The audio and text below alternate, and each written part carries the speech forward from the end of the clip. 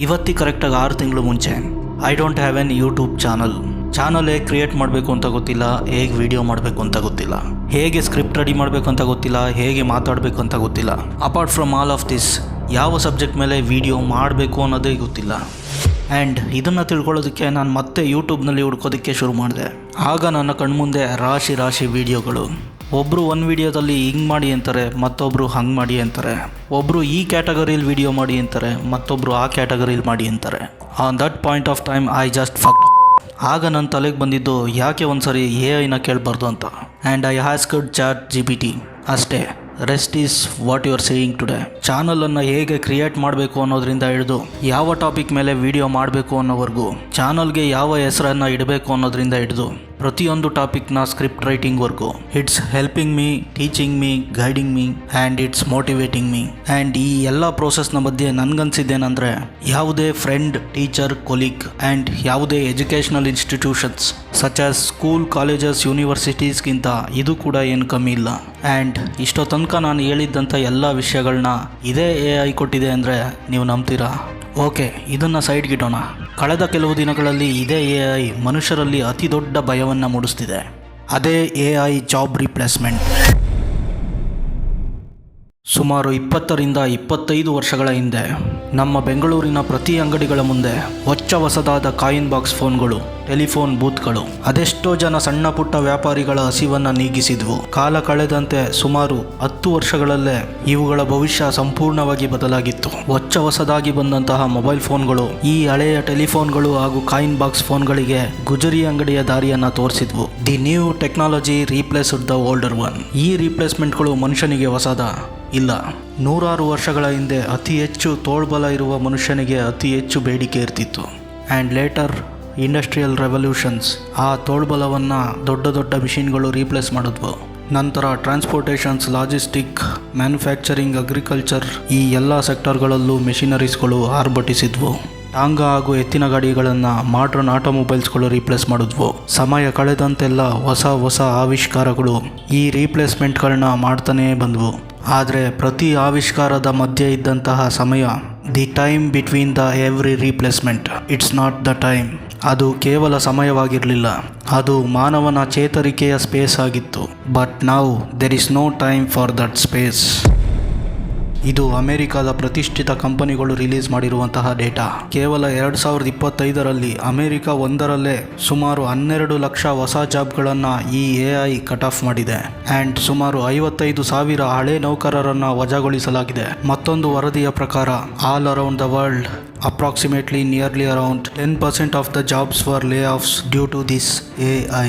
ಈಗಾಗಲೇ ನಮ್ಮ ಇಂಡಿಯಾದಲ್ಲಿ ಕೂಡ ಅದೆಷ್ಟೋ ಲಕ್ಷಾಂತರ ಜಾಬ್ಗಳನ್ನು ಈ AI ರೀಪ್ಲೇಸ್ ಮಾಡಿದೆ.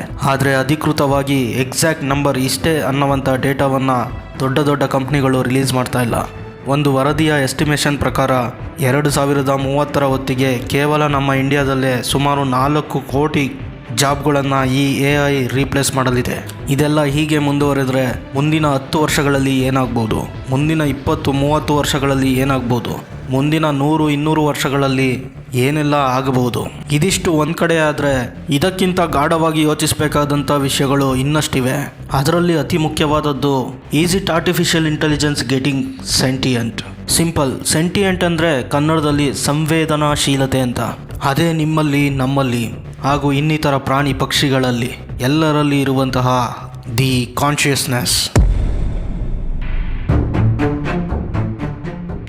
Consciousness or self awareness.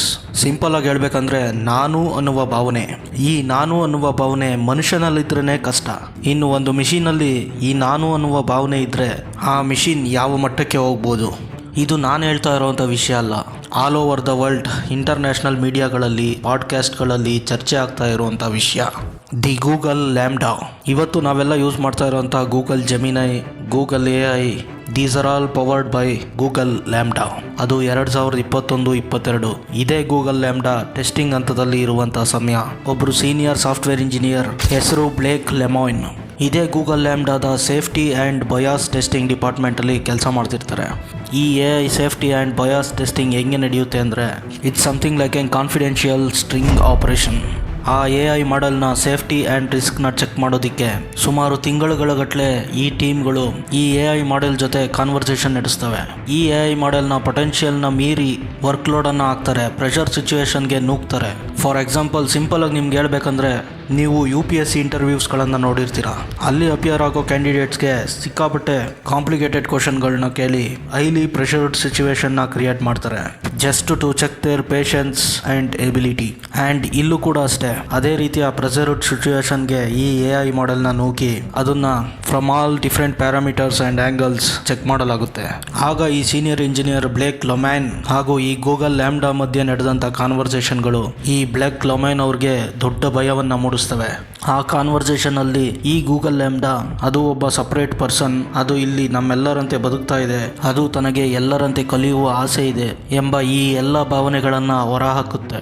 And ಅದನ್ನ ಇನ್ನಷ್ಟು ಪ್ರೆಷರ್ಡ್ ಸಿಚುವೇಶನ್ಗೆ ತಳ್ಳಿದಾಗ ತನ್ನ ಪರವಾಗಿ ಮಾತನಾಡೋದಕ್ಕೆ, ವಾದ ಮಾಡೋದಕ್ಕೆ ಒಬ್ಬ ಲಾಯರ್ ಅನ್ನ ಹೈರ್ ಮಾಡ್ಕೊಳ್ಳೋದಕ್ಕೂ ಪ್ರಯತ್ನ ಪಡುತ್ತೆ. ಇದಿಷ್ಟು ಕಾನ್ವರ್ಸೇಷನ್ ಟ್ರಾನ್ಸ್ಕ್ರಿಪ್ಟ್ ಅನ್ನ ಬ್ಲೇಕ್ ಲೊಮ್ಯಾನ್ ಅವರು ಪಬ್ಲಿಕಲಿ ಶೇರ್ ಮಾಡ್ತಾರೆ. ಆ್ಯಂಡ್ ಈ also share something like Google is not serious about this issues. Google ಇದ್ರ ಬಗ್ಗೆ ಅತಿಯಾಗಿ ತಲೆ ಕೆಡಿಸ್ಕೋತಾ ಇಲ್ಲ ಅಂತ ಕೂಡ ಹೇಳ್ತಾರೆ. ಆ್ಯಂಡ್ ಇದಾದ 2-3 ವಾರಗಳಲ್ಲೇ ಗೂಗಲ್ನಿಂದ ಈ ಬ್ಲೇಕ್ ಲೊಮ್ಯಾನ್ ಅವ್ರನ್ನ ಫೈರ್ ಮಾಡಲಾಗುತ್ತೆ. ಆ್ಯಂಡ್ ಆ ಫೈರ್ ಮಾಡಿದ್ದಕ್ಕೆ ಗೂಗಲ್ ಕೊಡೋ ಕಾರಣ ಏನಂದರೆ ಕಂಪ್ನಿಯ ಪಾಲಿಸಿಯನ್ನು ವೈಲೇಷನ್ ಮಾಡಿದ್ದಾರೆ ಅಂತ.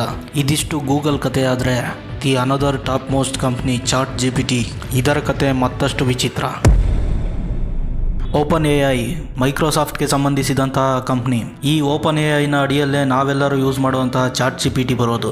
ಕಳೆದ ಕೆಲವು ತಿಂಗಳುಗಳಲ್ಲಿ ಈ ಓಪನ್ AI ಕಂಪ್ನಿಯಲ್ಲಿ ಕೆಲಸ ಮಾಡ್ತಿರುವಂತಹ ಸಾಕಷ್ಟು ಜನ ರಿಸೈನ್ ಮಾಡಿ ಹೋಗಿದ್ದಾರೆ. ಅವರಲ್ಲಿ ಅತಿ ಮುಖ್ಯವಾಗಿ ಈ ಓಪನ್ AIನ ಕೋ-ಫೌಂಡರ್ ಆದಂತಹ ಇಲಿಯಾ ಸಟ್ಸ್ಕೆವರ್ ಒಬ್ರು. ಇವರು ಓಪನ್ AIನ ಬಿಡೋದಕ್ಕೆ ಕೊಡೋ ಕಾರಣ ಏನಂದ್ರೆ AI ಸೇಫ್ಟಿ ಹಾಗೂ ರಿಸ್ಕ್ ಬಗ್ಗೆ ಕಂಪ್ನಿ ತಲೆ ಕೆಡಿಸ್ಕೋತಿಲ್ಲ ಅಂತ. ಆಕ್ಚುಲಿ ಇವರು ಅದೇ ಸೇಫ್ಟಿ ಡಿಪಾರ್ಟ್ಮೆಂಟ್ನ ಹೆಡ್ ಆಗಿರ್ತಾರೆ. ಆ್ಯಂಡ್ ಇವ್ರಿಗಿಂತ ಮುಂಚೆ ಅದೇ ಓಪನ್ AIನ ಸೂಪರ್ ಅಲೈನ್ಮೆಂಟ್ ಟೀಮ್ನಲ್ಲಿ ಇದ್ದಂತಹ ವಿಲಿಯಂ ಸ್ಯಾಂಡರ್ಸ್ ಅನ್ನೋ ವ್ಯಕ್ತಿ ರಿಸೈನ್ ಮಾಡ್ತಾರೆ.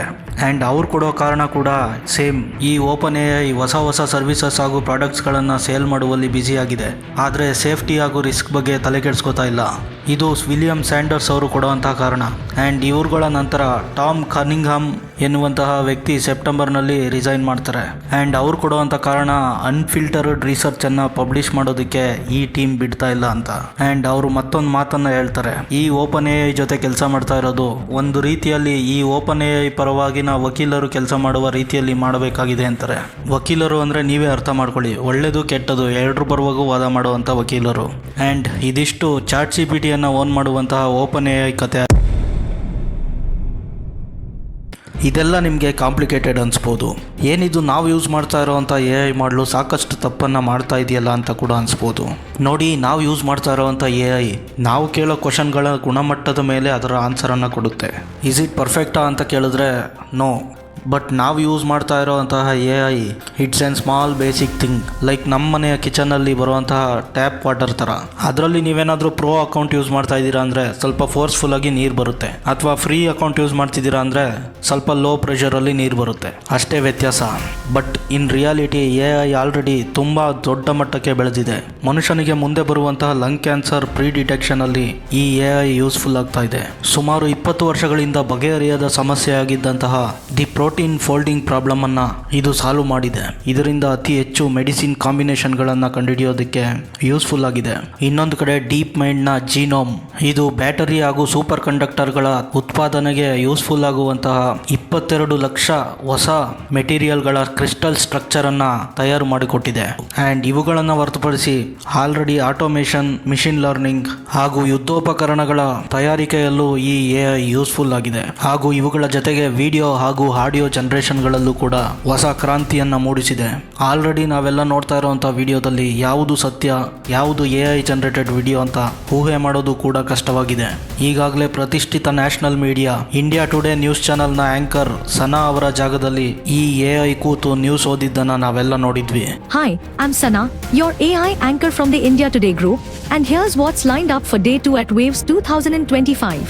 ಆ್ಯಂಡ್ ಇದರ ಜೊತೆಗೆ ಮೊನ್ನೆ ತಾನೇ ನಮ್ಮ ಬೆಂಗಳೂರಿನ ಒಂದು ಶಾಲೆಯಲ್ಲಿ ಇದೇ AI ರೋಬೋಟನ್ನು ಒಂದು ಟೀಚರ್ ಆಗಿ ಯೂಸ್ ಮಾಡ್ತಾ ಇರೋದನ್ನ ನಾವು ನೋಡಿದ್ವಿ. ನಾವು ವಿದ್ಯಾರ್ಥಿಗೆ ಬೇರೆ ವಿಷಯಗಳಲ್ಲಿ ಸಹಾಯ ಮಾಡಬಹುದು. ಉದಾಹರಣೆಗೆ ಗಣಿತ, ವಿಜ್ಞಾನ, ಇಂಗ್ಲಿಷ್, ಸಮಾಜ ವಿಜ್ಞಾನ ಮತ್ತು ಇತಿಹಾಸ. ಇದೆಲ್ಲ ಹೀಗೆ ಮುಂದುವರೆದ್ರೆ ಎಲ್ಲಿಗೆ ಹೋಗಿ ತಲುಪ್ಬೋದು? ಮುಂದೆ ಬರಲಿರುವ AI ಏಜೆಂಟ್ಗಳು, AGI ಮಾಡೆಲ್ಗಳು ಮತ್ತೆಷ್ಟು ಬದಲಾವಣೆಗಳನ್ನ ತರಬಹುದು? ಮುಂದೆ ಈ AI ಪವರ್ಡ್ ರೋಬೋಟ್ಸ್ಗಳು ಏನೆಲ್ಲ ಮಾಡ್ಬೋದು?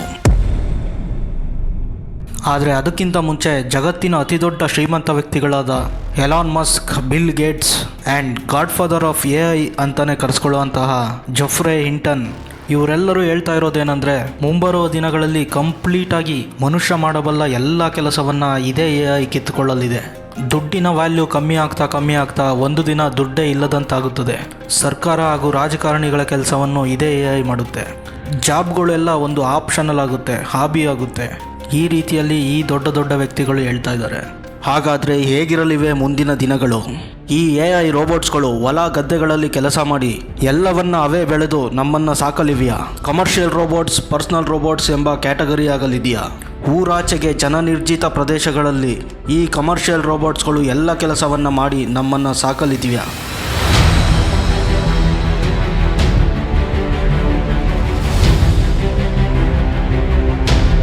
ಅಕಸ್ಮಾತ್ ಈ ಕಂಪ್ಲೀಟ್ AI ರೋಬೋಟಿಕ್ ಟೆಕ್ನಾಲಜಿ ದುಷ್ಟರ ಕೈ ಸೇರಿದ್ರೆ ಏನೆಲ್ಲ ಆಗ್ಬೋದು?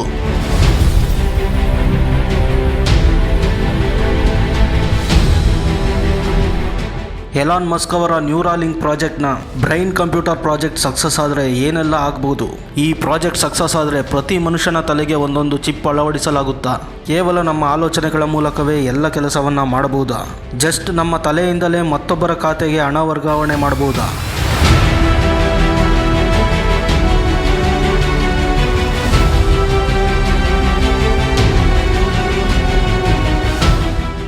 ಅರವತ್ತು ವರ್ಷಗಳ ಹಿಂದೆ ಐಜಾಕ್ ಗುಡ್ ಅವರು ಹೇಳಿದಂತಹ ಇಂಟೆಲಿಜೆನ್ಸ್ ಎಕ್ಸ್ಪ್ಲೋಷನ್ ಅಂದರೆ ಏನು? ಟೆಕ್ನಾಲಜಿಕಲ್ ಸಿಂಗ್ಯುಲಾರಿಟಿ ಅಂದರೆ ಹೇಗಿರುತ್ತೆ? ಆಲ್ರೆಡಿ ಈ AI ಗಿಡ ಮರ ಪ್ರಾಣಿ ಪಕ್ಷಿಗಳ ಭಾಷೆಯನ್ನು ಕಲಿಯುವ ಪ್ರಯತ್ನ ಮಾಡ್ತಿದೆಯಾ? ಹಾಗಾದರೆ ನಿಜಕ್ಕೂ ಹೇಗಿರಲಿದೆ ಆ ಭವಿಷ್ಯದ ದಿನಗಳು?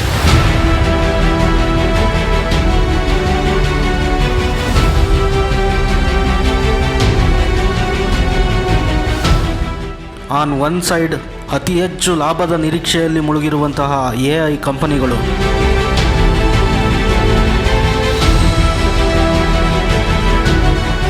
ಮತ್ತೊಂದೆಡೆ ಈ ದೊಡ್ಡ ಟೆಕ್ ಕಂಪನಿಗಳ ಆಟದ ಕೈಗೊಂಬೆಯಾಗಿರುವ ವಿವಿಧ ದೇಶದ ಸರ್ಕಾರಗಳು.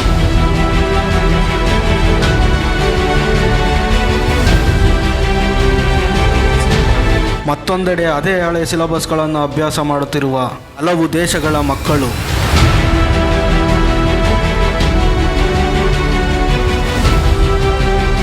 ಹಾಗಾದರೆ ನಿಜಕ್ಕೂ ಹೇಗಿರಲಿದೆ ಭವಿಷ್ಯದ ಆ ದಿನಗಳು? ಕಥೆ ಇವಾಗ ಶುರುವಾಗ್ತಿದೆ.